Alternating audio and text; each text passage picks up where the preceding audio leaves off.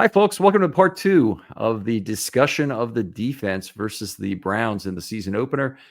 We're back and talking with James Ogden. James, how you doing? I'm good, thanks, Ken. How are you?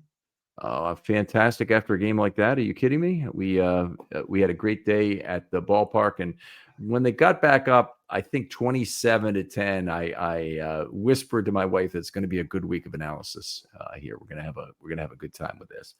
And it changes my whole mood because I will say this: after a tough loss, there's some catharsis in watching film. I don't know if you feel that at all from getting into the detail of it.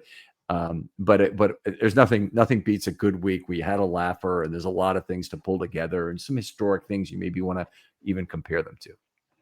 Yeah, and it's just the fact that you, like, ultimately, right, we're Ravens fans. Like, we're trying to look at this from sort of try and be as impartial as we can, but we are Ravens fans. Like, I like to enthuse about Ravens players playing well, and you know the Bills game was yet another example of some of even the Ravens' very best players struggling on the big stage. And so you like talking about the Ravens' best players playing great football, and that was the case in this game. So it's fun. Yeah, absolutely. Let's start off, talk about the pass rush a little bit, and then we'll get into some of that individual notes. But as I break it down, folks out there will know I break these passing opportunities into three categories: ample time and space, ball out quick, and a pressure. I've defined them other places before. I think most listeners probably know, but ample time space is basically having a 3-second pocket and the ability to step into your throw comfortably. And ball out quick is when a pressure has not yet developed, but might within 3 seconds. And a pressure is the cone has been invaded, the quarterback has been touched, or any number of other things have occurred that cause the quarterback to be throwing uneasily. And the Ravens had a good ratio of pressures to ATS in this game, with 21 pressures and only 16 ATS opportunities. Actually, the 16 ATS is kind of high at 32%, but the 21 pressures is quite high at 42% of the plays. And regardless of what Flacco had in terms of time and Gabriel later in the game, this is the sum of the Browns quarterback I'm giving you here. They did not meet what I would consider the typical standard for a quarterback in there. So they had 16 plays with ample time and space for 122 yards, 7.6 yards per pass. That was about 14 yards below the standard of 8.5 yards per pass. So just missed it by approximately 1 yard per opportunity there.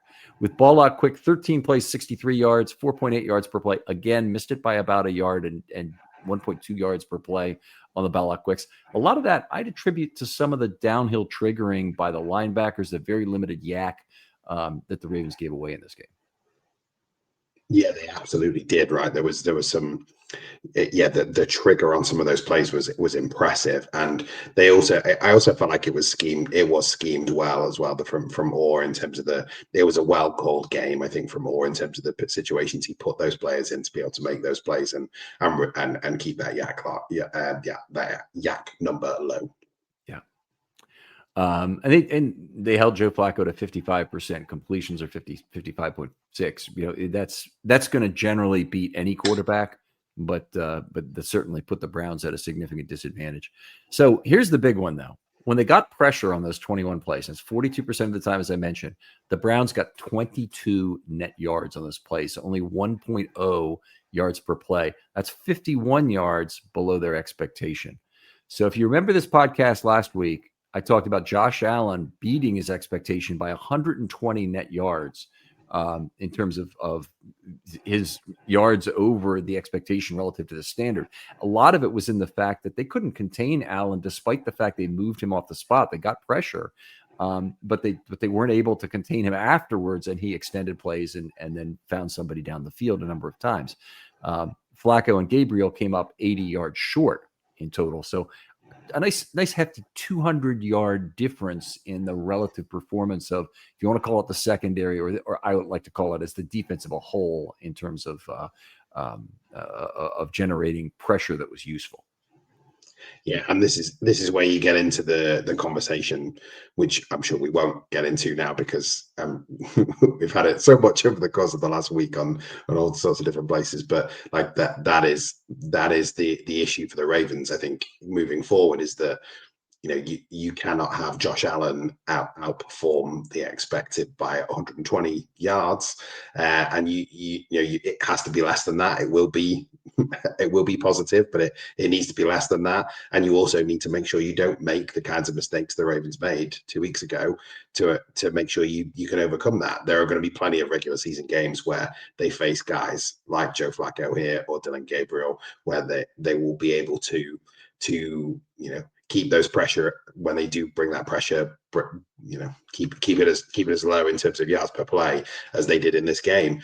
They don't have to worry about, there were some classic situations of where the Ravens rush was a little ill-disciplined in Buffalo, and they let Josh Allen get out into situations where he's extremely dangerous when he breaks the pocket, not just with his legs, but also with his arm. And you don't really have to worry about that with Joe Flacco at this point in his career. So it's not a surprise that this happened, but it is encouraging to see that the Ravens did start to get some pressure in this game against an offensive line that is not outstanding, certainly not on the outside, but it is okay. As a reasonably solid pass blocking line, so it's good that they were able to do this. Yeah, I thought so too, and we'll look forward to the Detroit game next Monday night, and Jared Goff will come to town. I don't think of Goff as being a tremendously mobile quarterback. He certainly is the kind of guy. I think the Ravens will take some chances on blowing pocket integrity and just having a linebacker in level 2 that has to come up and make a tackle. Then, does it seem reasonable that they would deliver a positive result of this sort of type where their pressure is useful, just qualitatively, not necessarily numerically, or because they have so many good threats in terms of receivers and how they run the ball as well, that they're going to give the Ravens a lot more of a challenge? I think they certainly will.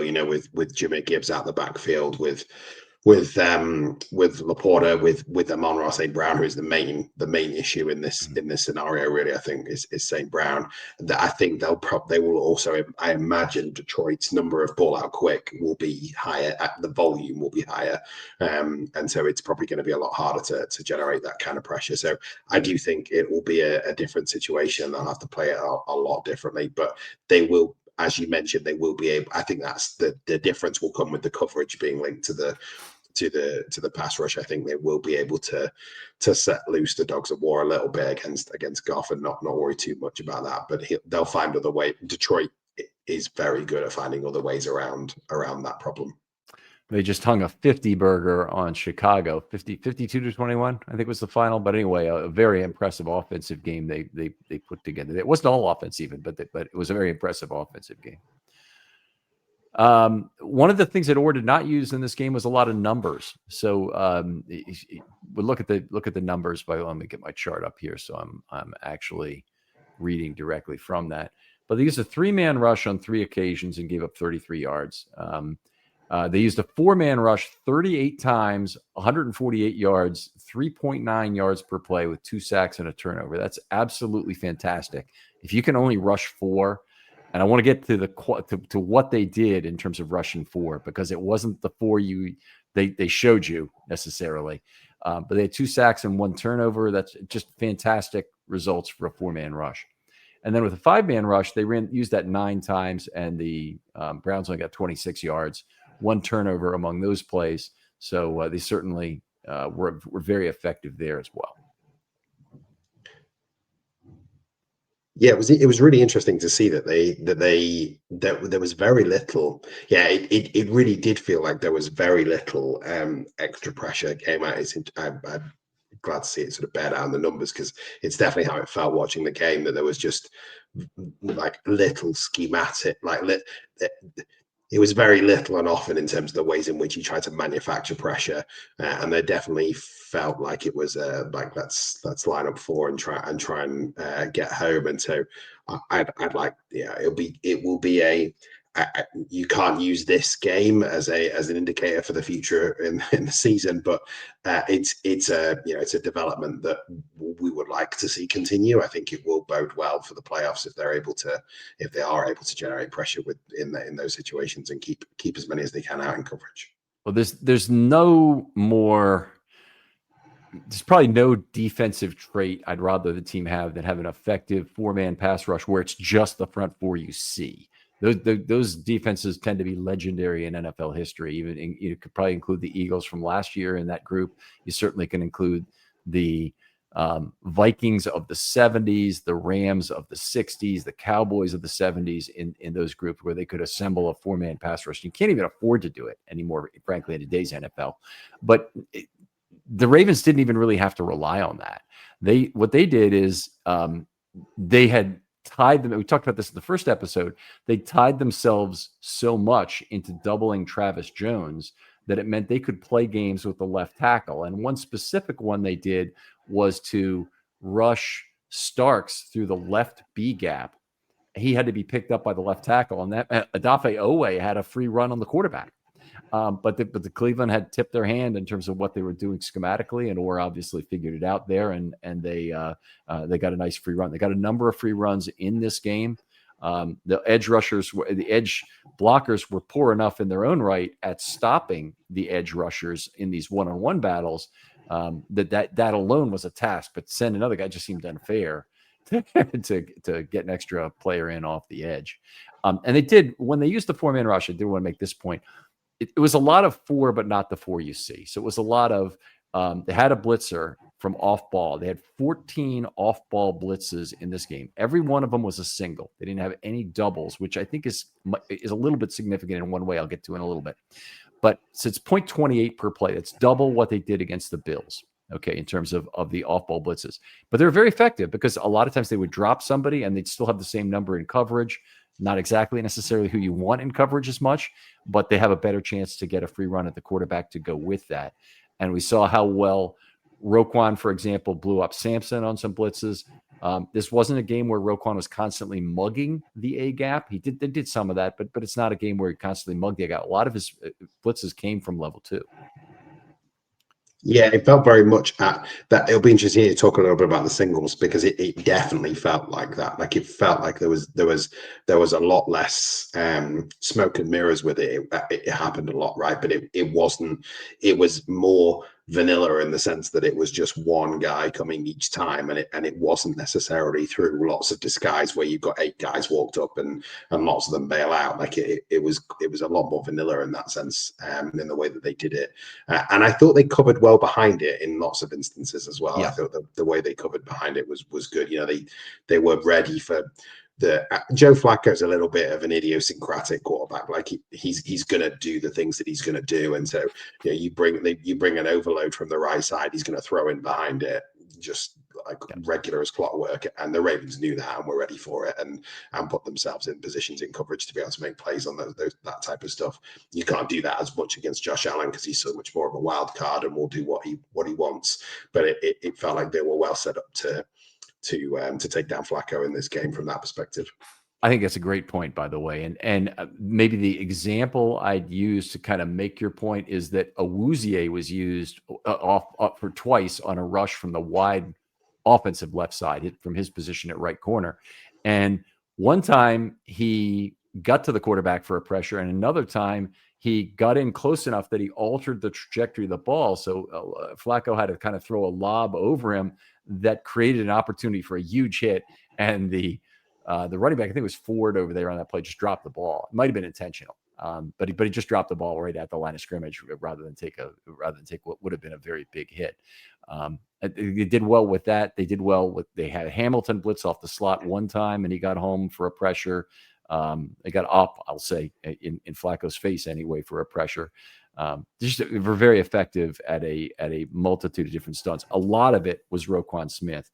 And we talked about this in the first show also, was that Roquan Smith, I think, was freed up to do some things because of who Teddy Buchanan is as a coverage player, that he was able to normally Roquan Smith is tied to more coverage responsibilities. And it's not exactly a round peg, round hole situation. It's not a square peg. It's more like a octagonal or something where it almost fits, but it's not perfect.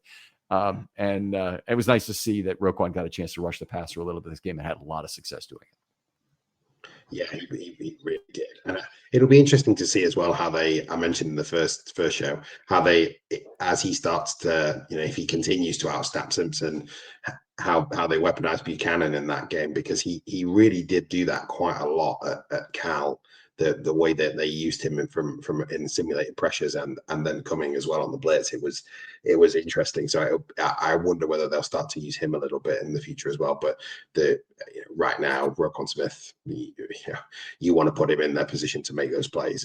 It was a phenomenal Roquan performance this week. Only one pass rush for Buchanan, at least one blitz. He might have been in the mug, the A gap, and then come, but only one blitz from off ball by Buchanan. Let's see, what else do we want to talk about? They used some stunts. They weren't as successful with stunts. Oh, we've got to get this one. The 14 plays where they blitzed only ended up going for 1.9 yards per play. So they really had the Browns fooled in terms of how they were going at it, or the Browns didn't know how to solve it, even though they knew it was going to come a certain percentage of the time. You could say that too, but they didn't have an answer for it. Let's see, let's talk stunts for a second. They had, I believe it was 9 of those in the game, but now I'm missing my chart here in front of me. Okay, yep, here we go.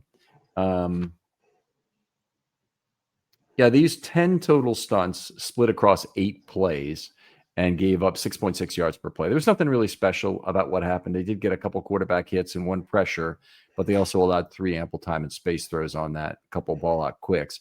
Stunts take longer to develop as pass rushes, so they can result in an ATS if they don't go off without a hitch to get things. But I don't think the Ravens at all feared Flacco getting out of the pocket and running against them. No, they didn't, but they also don't at this moment in time seem a particularly proficient stunt team. Like you get that they're not necessarily built that way yet, and I don't know that they have the. We will say an awful lot of good stuff about Travis Jones and Madubuike in the way that we did in the first episode, but I don't know that they're particularly great stunt guys right now. Like they're not guys they're not particularly proficient in taking out, in creating space for a looper, and vice versa with some of the edge guys. And there is also a feat. I mean, I suppose this is similar in terms of. I think it's a feature of the way that the Ravens rotate at edge as well as the other thing. I do think that if the better stunt teams in the league are the guys that have more dominant edge rushers who play every snap and therefore play every snap with their defensive tackle and can coordinate well when that's the situation in stunts, and they set each other up well. But I don't think the Ravens necessarily performed that well in stunts, although you might tell me otherwise from the quantification you've done of it. Maybe not. I was gonna go to qualitative here. I mean, what you're talking about is like TE stunts. And I agree that a lot of teams are very good with the TE component of that. And that's not necessarily the Ravens way. I think Van Noy, has shown some ability to do that well. Yeah. But in terms of the interior stunts, I think if they stop doing them between Madubuike and Jones, I think it would be a big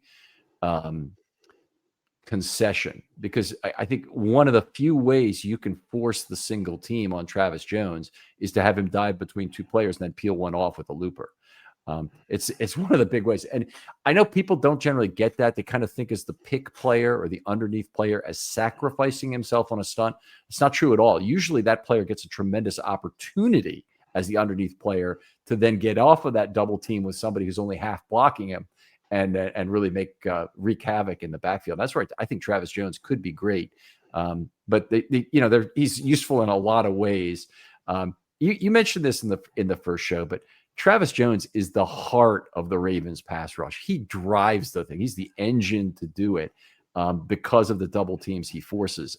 And the Ravens have got to be able to keep him. I think they can actually all the other parts, the edge rushers they've shown incredible proficiency at going to the market and getting, aging but still a little bit of gas in the tank pass rushers. Kind of was waking up hoping they could get Jadeveon Clowney. I didn't realize he'd already been signed by Dallas yesterday. but that would have been actually, I think, kind of a nice thing. But they've shown us some ability to get those guys, Justin Houston and Van Noy and Clowney, the first time around. Travis Jones is not replaceable. I mean, they need him to be the battery for this whole unit. Yeah, I completely agree, Ken. And it's the position that they just it's not a position you can easily replace. There are not that many guys like him. And the thing with him as well is that it's the movement skills that come with him. Like he is a threat. There are times when other players of his ilk, if they're left not double teamed on a pass rush situation, you can get away with it. With Travis Jones, you're just not going to get away with it. You're going to have to double team him because of the movement skills he brings, as well as the size and the power. So it's just it's a really rare combination, and that it's not easy to find, and it's prioritized very highly in the draft now. Yep. Like, it's not at those days where you could get a Brandon Williams late in the third round. It's like, Jordan Davis goes the spot before the Ravens because of his size and his movement ability. Like, it really is prioritized quite highly now by teams. So yeah, I agree. It's a rare skill set. Yeah. Let's talk a little bit more about simulated pressures. They had 7 of those. They didn't do that great in terms of stopping simulated pressures. They allowed a 26-yard play, an 18-yard play, a 4-yard play, and then had the sack -4 return for a touchdown, this is the funny thing about both the blitzes and the simulated pressure. They had more return yards than the Browns had, yards of forward progress on those two situations. So it was kind of funny. But the sack fumble, of course, was returned for a touchdown off of sim pressure. And it's great. Orr did a fantastic job overall in confusing the assignments along the line. And I think most of that was really at the tackle position.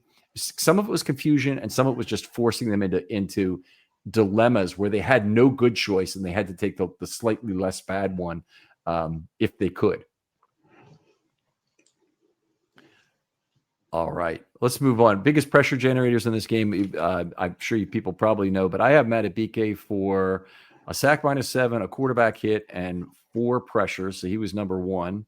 After that, Oweh had a pair of quarterback hits, a pressure, and drew an offensive holding call. By the way, if you're not looking at who's really drawing penalties, you're missing a big part of defense. That's a big drive stalling element that's a big deal. Oweh had a really good game, by the way, and I thought that was something that we needed to see from him. Yeah, I completely agree. It was also a quietly good game, because I feel like it wasn't, he wasn't in the.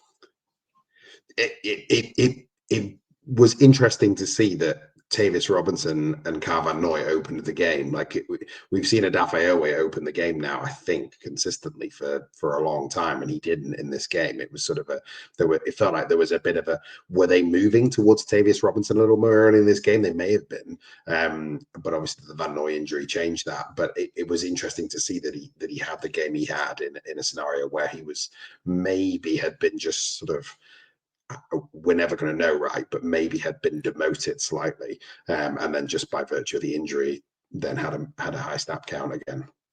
I don't know whether they've had this discussion with Oweh or not, but Oweh is going to play a few less snaps, it looks like, that he has in previous years, because even when they're playing these enormous snap counts, he's still barely at 50%, maybe through 2 games. He's right around there, where, Van Noy's hurt. You could easily see him jumping to 2/3 of the snaps, but they're really going all out to use him in passing situations. And it was more extreme against Buffalo, where I think he played something like 35 out of 36 were pass plays that he was in for. In this game, I'll tell you, I have it charted. They may have it slightly different over at PFF, so you have to give them a chance. But he was only in there for 8 rushing attempts and 32 pass plays in this game. And that's not representative of their overall run-pass split. So they're obviously using him more on downs with obvious passing situations. So when you talk about who starts the game, Tavis Robinson, because he's a first-down player, should be in there to start the game, and so should either Green or Van Noy, depending on how you're managing the snaps for those guys. All right. 10 different players had a pressure in this game. If you want to see the entire list, go to my article on filmstudybaltimore.com. I got much more detail on the pass rush out there. But let's talk about some individual players here, because this is always the most fun play. Who do you want to talk about first? I think probably first, I'll talk about Wiggins first. I think because I like this was a really good Nate Wiggins game. I don't think I was critical of the pick necessarily. You can't love every Ravens pick, otherwise you're probably doing it wrong in terms of when you're looking at draft picks. And I didn't adore this pick, the pick of Wiggins. There were things that I wanted to see him work on across the course of his game. I think one thing I would say though that you sort of struggle with a little bit when you're sort of nixing a Ravens pick a little bit is the fact that this team has such a phenomenal track record of developing players, but not just of developing players, of identifying players who could develop. And that's obviously the X factor in the scouting process. You know what a player is when they're in college, what are they going to be in the NFL, and what is their appetite and aptitude for development. And I think the Ravens do a great job of identifying those type of players and then coaching them up. And I think Wiggins is a really interesting example of that, where there was obviously the ceiling with Wiggins is just enormous because of the speed and the length that he has. But there were things in his game that needed ironing out from the college level that I have started to see him work on over the course of the first year. And this was a really good example, I felt, of a game where you started to see some of the things that he's really started to work on, like the small details of his coverage in shorter spaces. Never worry about him from a long speed perspective, but I just loved how he played in this game with more aggression and physicality than I've seen in certainly more than I saw from him at Clemson. And started to see it over the course of his Ravens career. Just really saw it in this game. There was the big hit on, I think it was Jerome Ford that he laid. That was something you didn't see him do very often, if at all, at Clemson, where he would take on a running back in that way. But also the progression with his ball skills in terms of the pass breakups and the interception, like that has come on over the course of the year and a bit. And I'm just really impressed with the development that he's shown. I think he always had the kind of, you could see the demeanor and the potential for that aggressive physical play. You could see that he would be able to do that, but it's starting to actually come out on film in the game situations now. So I was just really impressed with Wiggins and like in this game. And it was, when you sort of chart the sort of range of outcomes of a player when they're in college, like this is starting to get up towards the higher levels of the range that I thought this game is a good example of the higher level of that range from Wiggins, and long may it continue.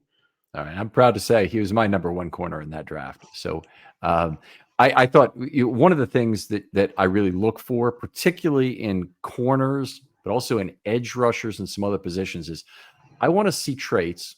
I want to see, that he can win in different ways on film. But I also, I certainly want to see athleticism from a corner, because you can't, a lot of the speed is just, it's not surrenderable. You need to have that in order to do it. But and I think TJ Tampa is really finding that out now, that his speed might not be sufficient. He might actually have to move positions. But in the case of Wiggins, he had all of that, and he had the corroborated outstanding statistics to back it up, allowing 4.3 yards per target in his senior year. He wasn't a great interceptor, and that was one of the things I as soon as he came to the Ravens, he's getting his hands on the football a lot. And, right away in his first NFL game against the Chiefs, he had his hands on the ball some.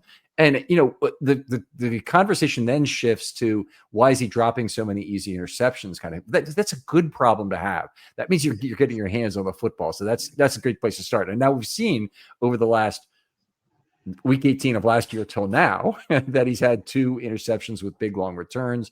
He might have even had another one in the preseason too. But anyway, he comes off his own man to get the football very impressively. And that interception, that was a Marlon Humphrey interception from last year, of a guy who's coming off his own man. There's no doubt to me about who's the Ravens' number one corner at this point. Humphrey is their most versatile, and he's important to be able to play inside or outside, but Wiggins is their best corner, and he's the one they can't live without in terms of having that high-end quarter. corner who, if they need to, could match up one-on-one with a big-time receiver. They may go to that at some point this year. They may not, but he's an outstanding weapon against a big-bodied back shoulder receiver who he can come back and has a fearless ability to stick his hand in there and make a play on the football. I've loved what I've seen, and he had 3 passes defense in this game. I think they took one of them away from him in the game book, but he clearly caused a bobble on that right sideline against Judy, where he had his hand in there and was moving the football around, or got the football moving, and Judy couldn't recollect it before he went out of bounds. That's a PD for sure. And he had he had the interception, and then he had one other, I believe, for 3 total. So yeah, he delivered a PD from behind on Tillman was the other time that I'm thinking of. But they threw at him 9 times in this game, so they weren't shy about throwing at him. They got 15 total yards on those plays. 15 yards on 9 targets.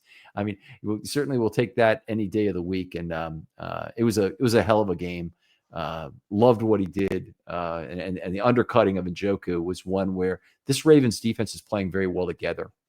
So I believe that was Starks on the right sideline who's trying to cover in Njoku. Now, I could not get a good look at his number, and I have to go and review that with the All-22, which I haven't done yet. But I think it was Starks who was covering Njoku there. And he had the faith in Starks to make that tackle if he didn't make the play, undercut the route, and it was a thing of beauty. 2 other plays, he had the underneath coverage with Hamilton over the top. I'm happy about that for both players. I'm happy, he had the proper underneath leverage that he was confident playing. I'm happy that Hamilton was over there in time to put a bracket that forced Flacco to throw the ball away in each case. Those are great instincts players really coming through. And I guess I'd expect that out of a first-round draft pick of the Baltimore Ravens in both cases. Yeah, I think that's the thing. I think it'll be really interesting to see as he goes forward. Like this game was a really good example of what he can do. I would, to see him take, in terms of his range of outcomes, right? He has a chance to be one of the best corners in the league, and so it'll be really interesting. That might not happen in year 2, but it'll be interesting to measure him against Jamar Chase. Like let's see, because that to me is the biggest sort of sign of respect that I can give him now, which is that, like, I expect him to lock down this Cleveland Browns offense. Like they shouldn't be getting anything against him, and they didn't. And so the sort of the curve you're grading him on is getting steeper for him, and I'm sure that's what he wants. Like we're now starting to say, okay, now can you compete hard with a Jamar Chase when we play him twice in this division? Like that's what they needed out of him. That's why they took him where they did. They need someone who can match up against those Cincinnati receivers. Maybe less important with the Burrow turf toe injury, but it'll be really interesting to see where he is. Like, it's great to see that he's at this level now in year 2, and like how much has his development gone? Is he able to reach that next plane? All right. Well, I'm certainly very positive right now. You're riding a high if you're on Nate Wiggins saying, by the way, great jersey purchase. If you're thinking about one for this year, is going to be 4 years of Ravens still, including this year. That's your guy. Calling it now. Not that it needs calling. I'll move on. I'll pick the next player. I'm going to talk about Roquan Smith. It's some low hanging fruit here, and it's fruit that really needs to be appreciated. He had 15 tackles in this game. That does not happen very often for a linebacker. More than that, he had 7 of them that were defensive wins: 3 versus the run, 4 versus the pass. He contributed to 2 drive-ending plays. You ever have one of those days where everything's off? Well, Mood can help with that. And let me tell you about Mood. It's the online cannabis brand that is changing the way we handle everything, from stress to sleepless nights, with functional gummies that are 100% federally legal cannabis. Mood launched to make cannabis affordable, accessible, and transparent, while at the same time supporting American farmers growing premium hemp on small pesticide-free farms. Their gummies are next level. Seriously, I've tried a few, and each one feels totally different.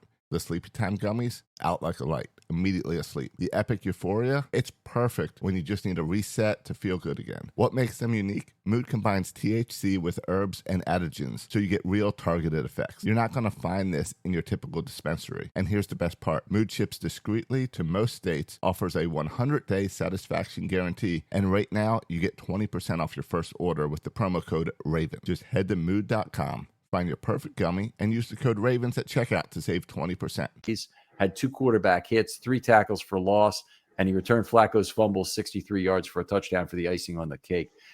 It was the greatest game of Roquan's career as a Raven, and it is not close in his time here. And he's 3-time All-Pro, and it's not close. The greatest to the second best game he's ever had, and it's.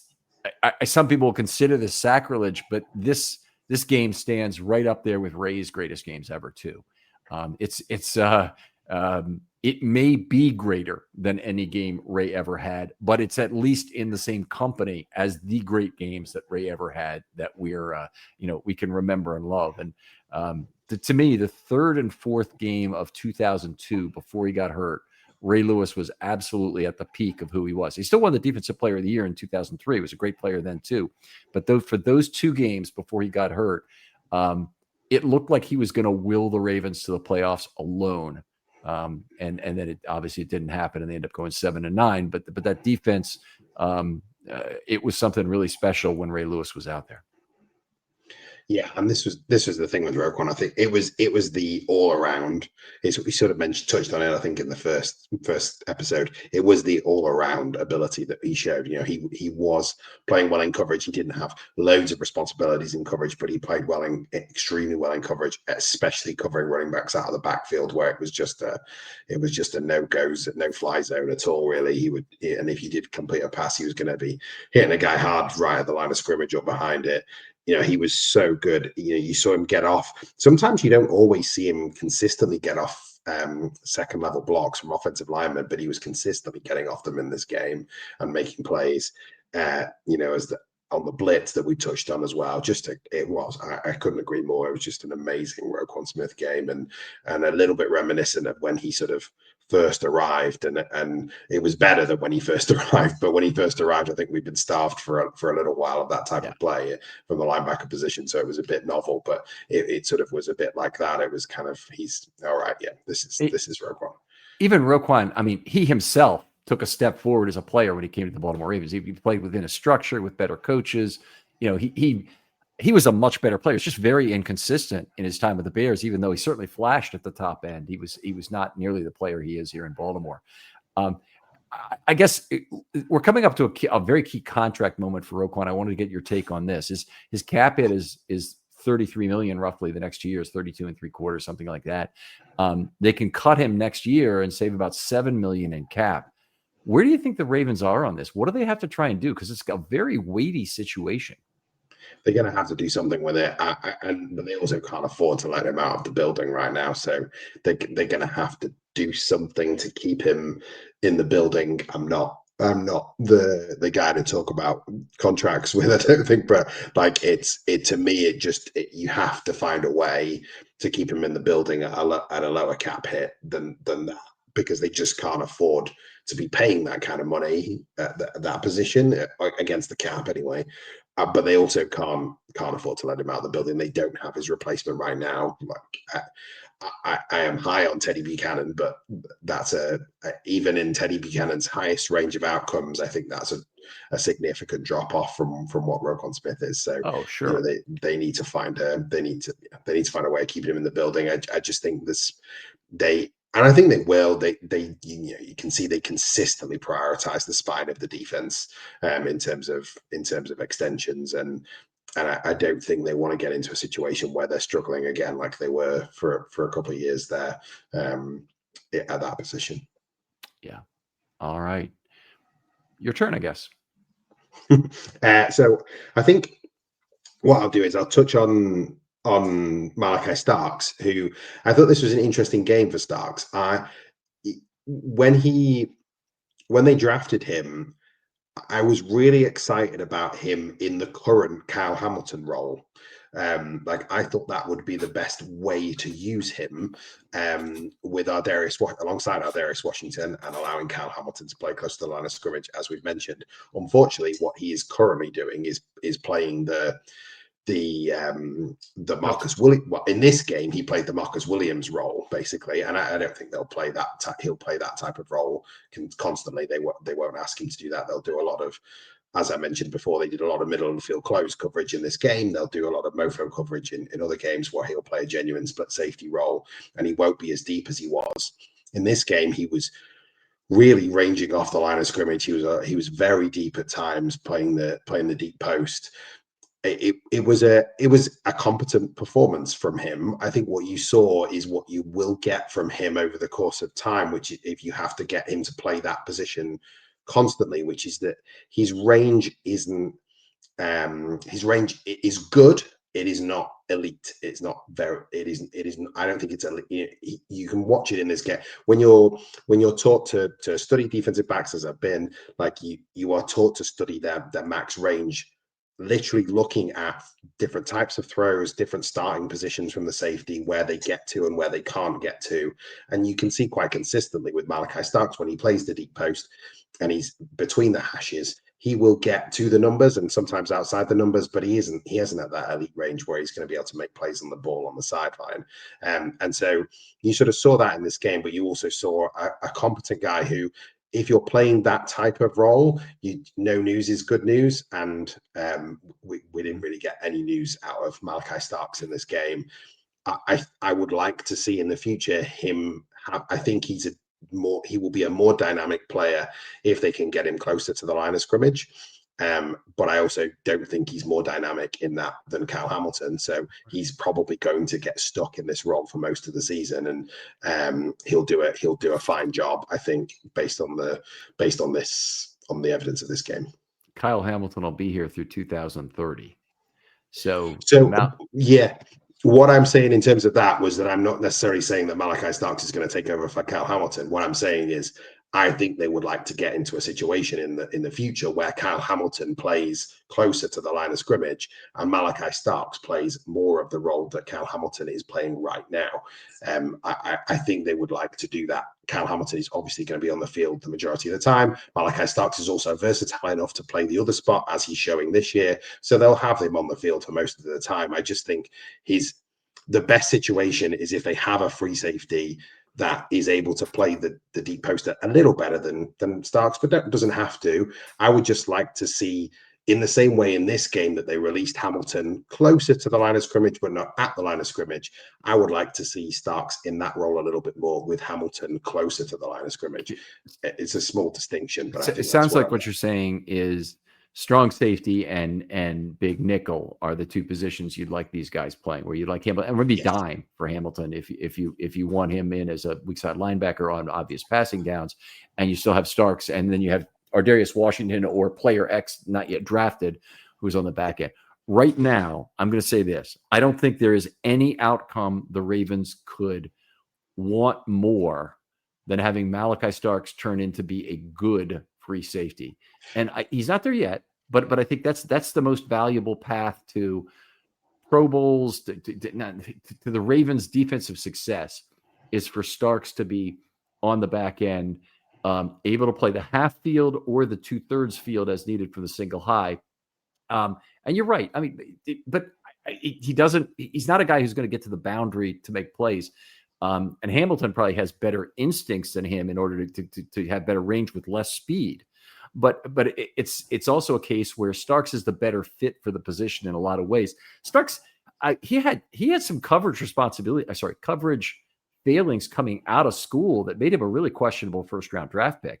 And a lot of those happened when he was playing slot corner, where he got torched by Texas, by Golden in the game for a bunch of catches. 8 for 136 is the number I remember.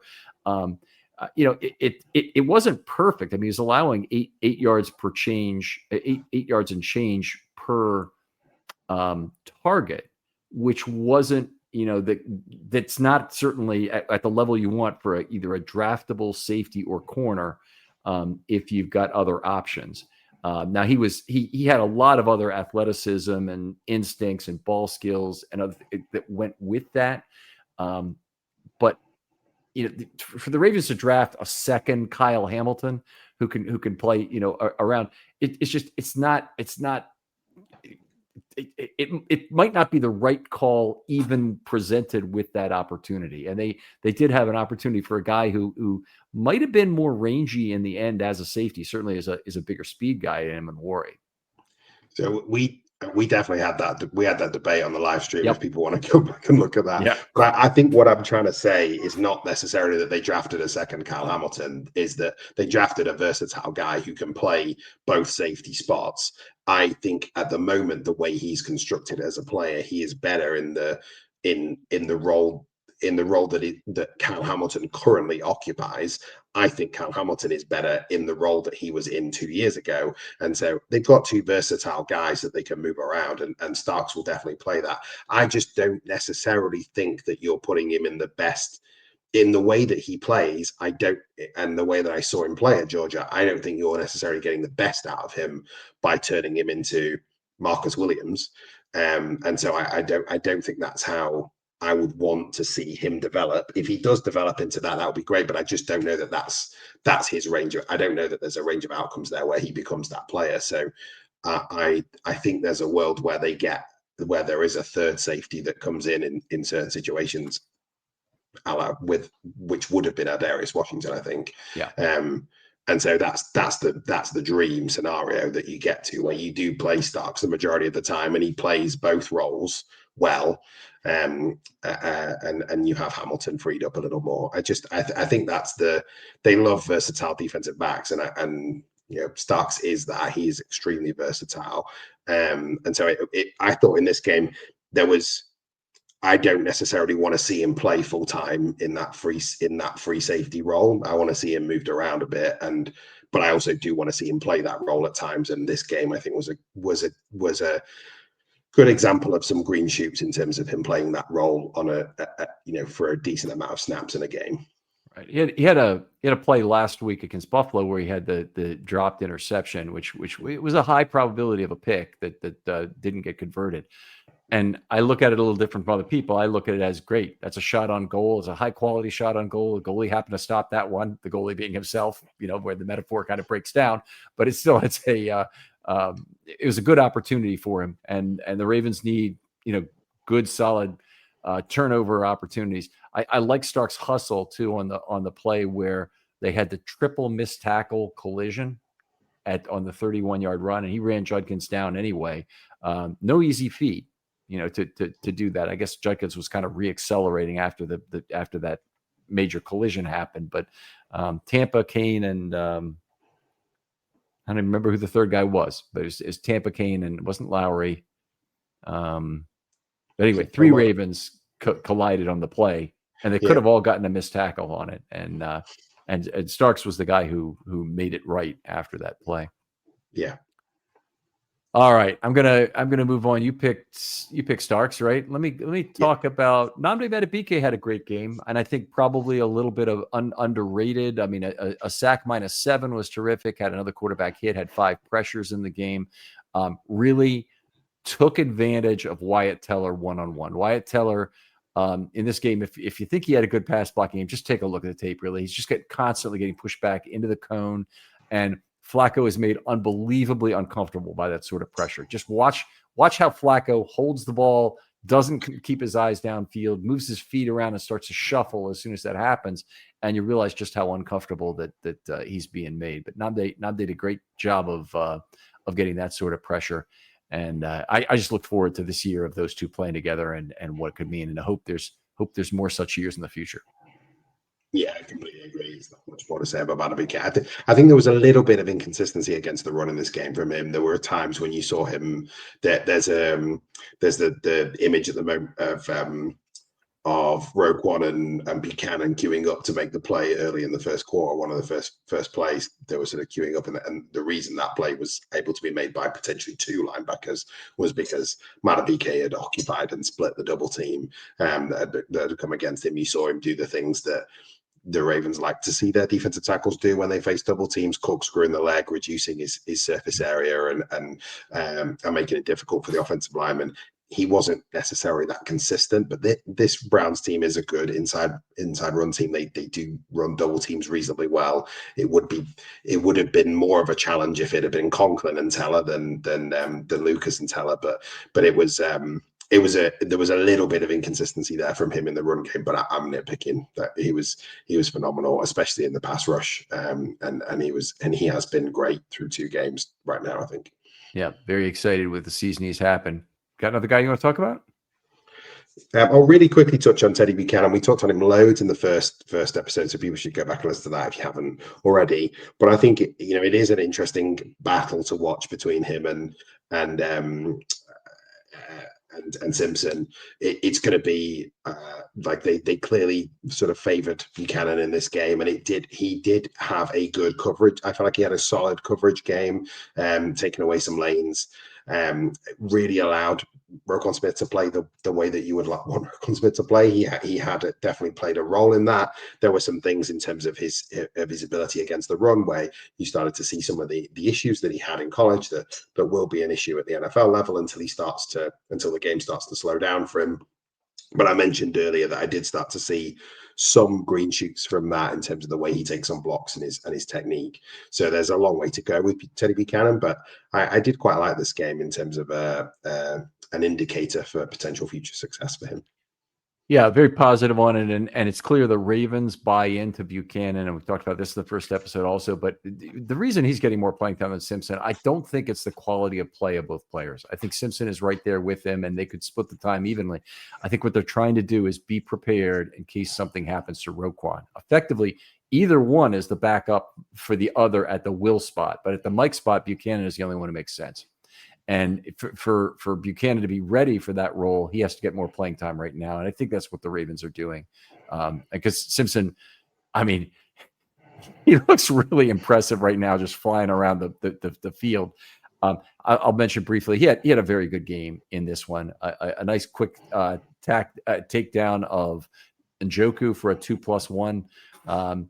He had a tight coverage of Ford by the right sideline, and Flacco just grounded that pass, didn't even try and get it up to Ford, and he assisted Smith on the tackle of Sampson for a loss of 1. So he was right there, and it is that's those plays came in a relatively small city. It's something like 15 snaps in the game. It was a low total because he only played 2 series.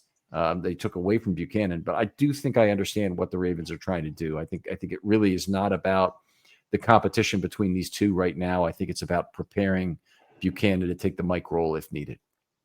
Yeah. All right. Let's see. I guess I took Simpson. Are you ready to do MVPs? Do you want to just jump onto that and we can close it out? Or you want to talk about any other player before we do that?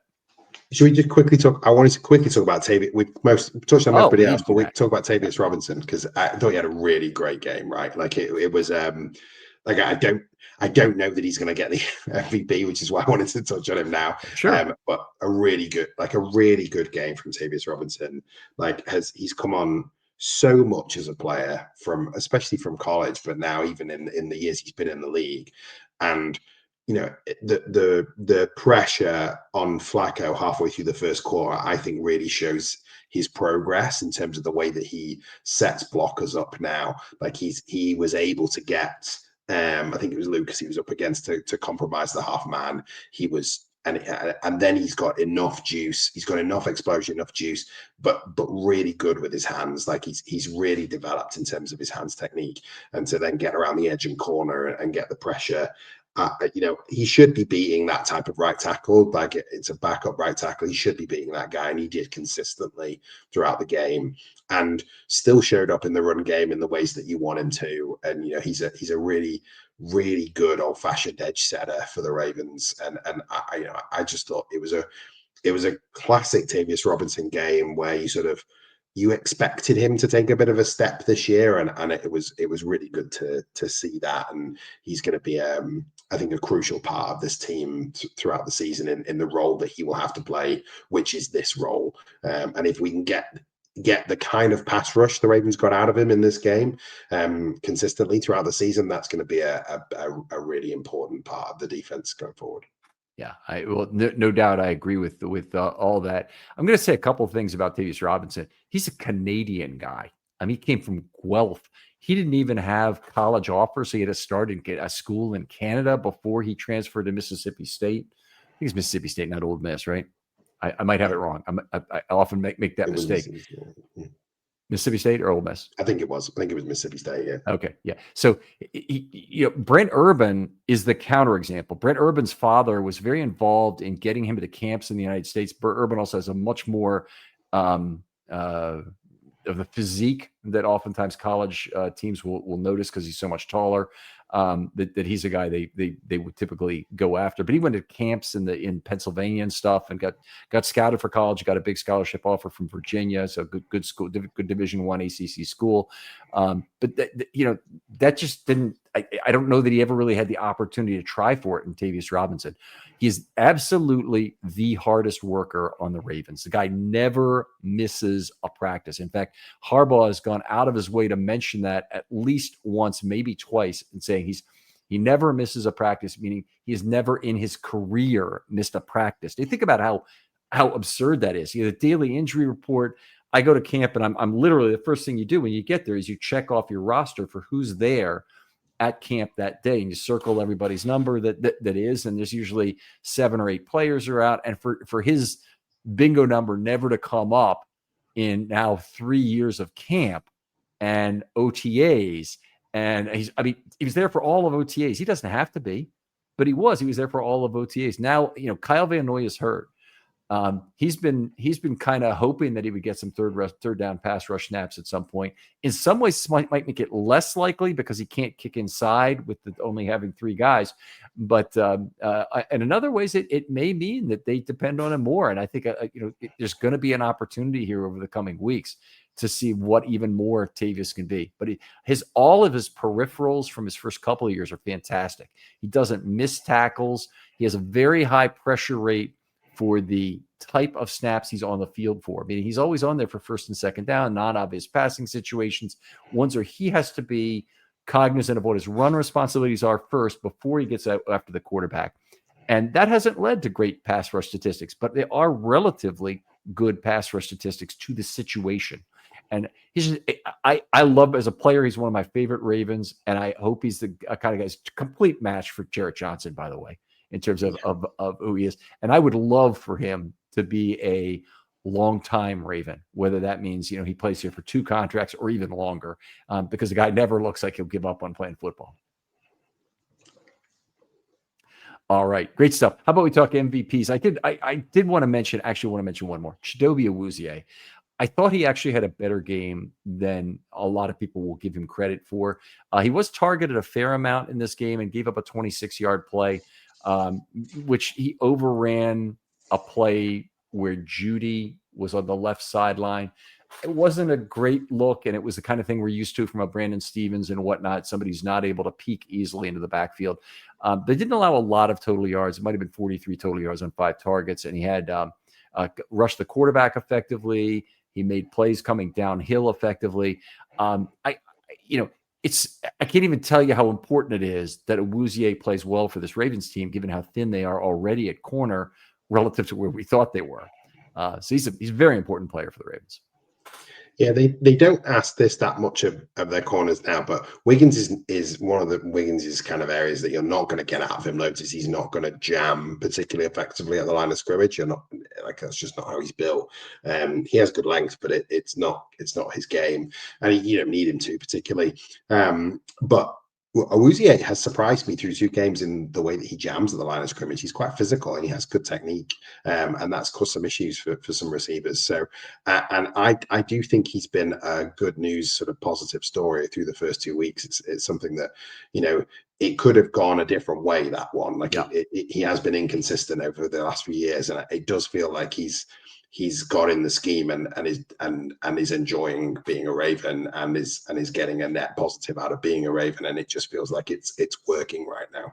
Yeah, you want to see how it could go wrong? Just look last year at Rock Ya-Sin's year, or was it 2 years ago when the Ravens had Ronald Darby and they had Rock Ya-Sin, and Ronald Darby took all his playing time, and you certainly can have that kind of situation occur. So sometimes it works and sometimes it doesn't. But Awuzie looks like he's off to the kind of start the Ravens were really hoping for, and he's taken up the slack for Jair Alexander not being where the Ravens need him to be at this point. So that's very positive.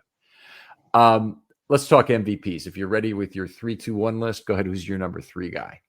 Yeah, so my number 3, I think I'm going to go with Cal Hamilton for number 3.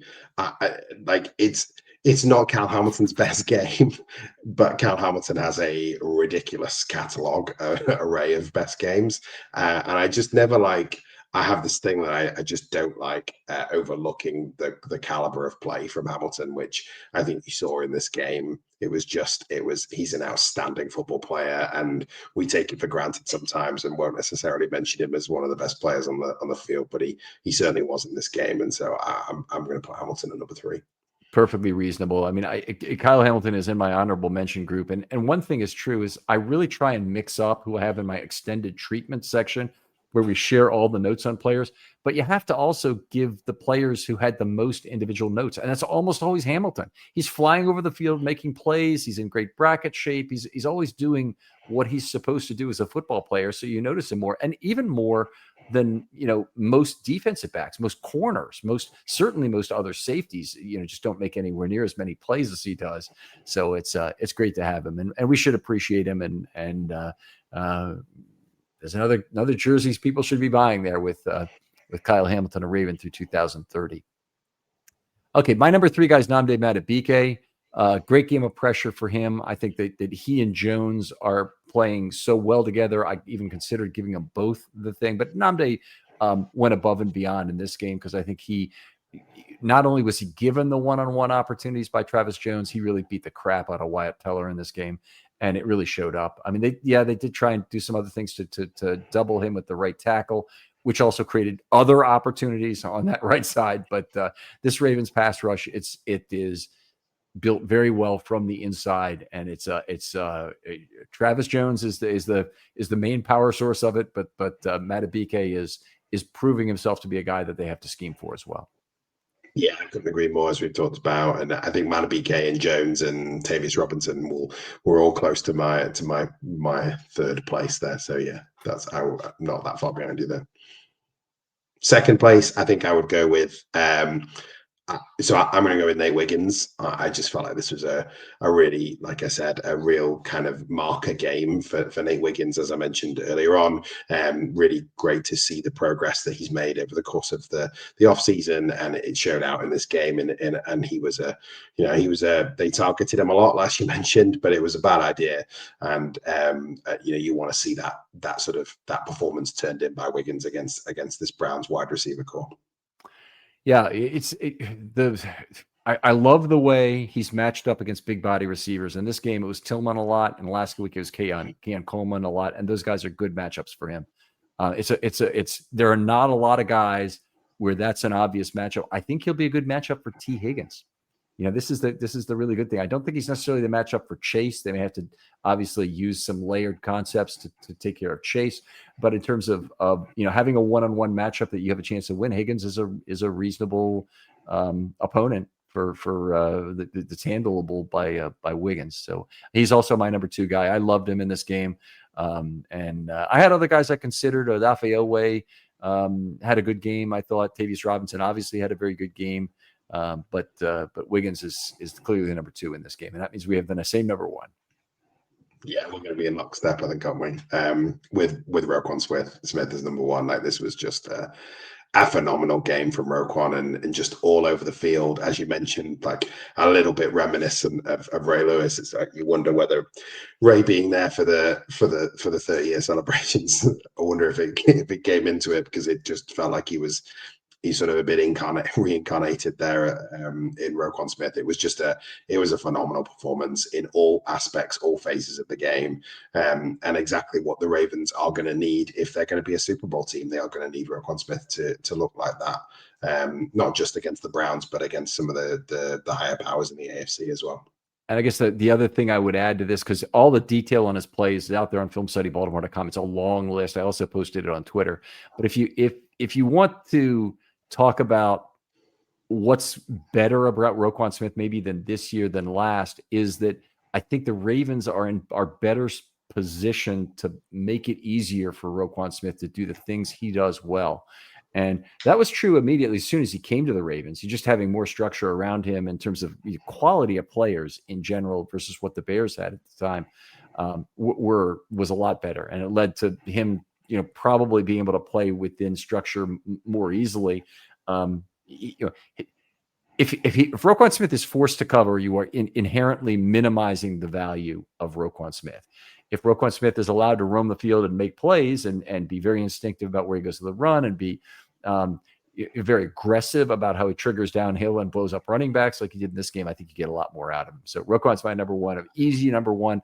And I think both of our top two guys had the best game of their Ravens career. Roquan Smith might have had the greatest game ever played by a Ravens linebacker, which is an incredible thing to say, but it's a top five at least performance in the history of Ravens inside linebackers. Mosley may have a game in that category too, but certainly Ray Lewis had several, and it would compare very favorable. But I thought it was also Wiggins' best game as a Raven. I agree.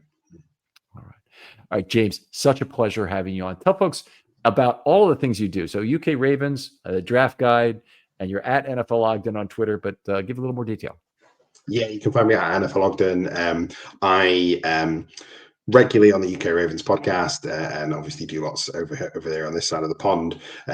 With that, there's loads of, for any UK listeners to Ken's podcast, I know you have quite a lot. Definitely look out for all of the meetups that we have going on in the UK. There's loads going on this year. We've got lots of exclusive stuff from the Ravens as well. There's even a UK version of Poe who will be at a number of the meetups. So there's lots going on this year from a Ravens perspective, and I don't think it'll be long before the Ravens are back over here for a London game as well. So definitely look out for all that stuff. What I would also say is you'll find me writing on Russell Street Report, but also the main thing I do every year is my draft guide, where I look at all of the college prospects, sort of probably around the sort of day 1, day 2 range that could possibly go, give you an evaluation on each player and then how they fit with the Ravens, and try to give you a good grasp of a sort of a draft companion for the Ravens, for the draft Ravens fan through the first couple of days of the draft. So look out for that in April.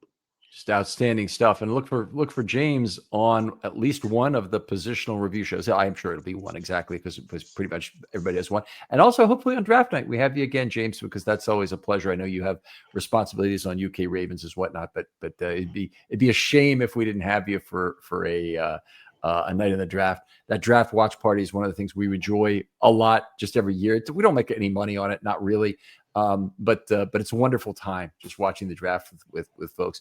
And I'll say this, James, really appreciated meeting you in person when we were over there in London for the game, and the hospitality that the UK Ravens group will show to you will make the trip worth it in its own right. They had a great party over there, met people like Gordon McGuinness over there, who's the PFF guy, and other folks from UK Ravens who are just a lot of fun. So appreciated all of that, James. Thanks, Ken. It was great to have you over for that as well. All right, other folks out there, as always, please like and subscribe if you're on YouTube. That'll drive a few more listeners to us. And as always, recommend this show to that one person who you think this content really works for. And if it's an older person like me, I'm 62, show them how to just play the thing directly off their laptop on filmstudybaltimore.com. Sometimes that's an easier way than committing to download a podcast, and you get old and frustrated with all the wiring involved in those kind of things if you're my age, and make it easy for them if you can. James, thanks again for coming on. Thanks, Ken. And we'll talk to you next time on Film Study.